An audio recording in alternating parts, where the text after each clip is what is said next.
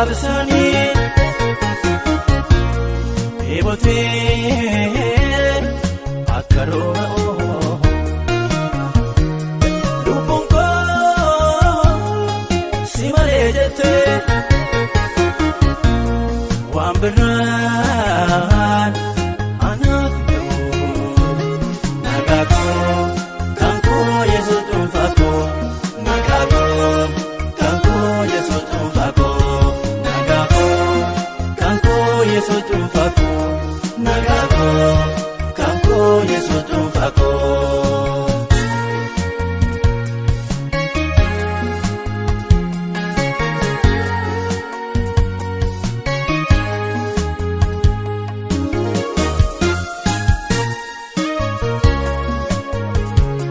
Waan baay'een nagalee jina koo makkalee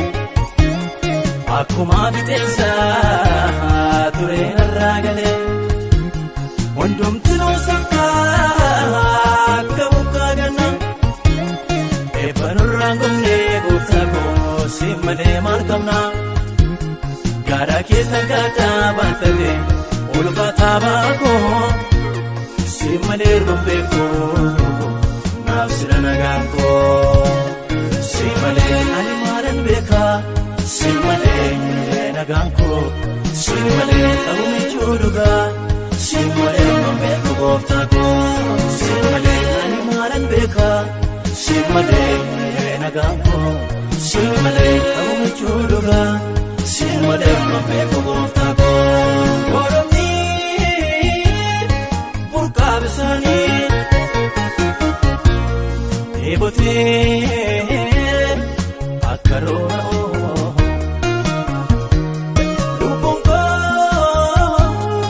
si malee jettee waan biraan anaaf ta'u nagaa koo kan koo Yesuus dhuunfaa koo nagaa koo kan koo Yesuus dhuunfaa koo nagaa koo kan koo Yesuus dhuunfaa koo.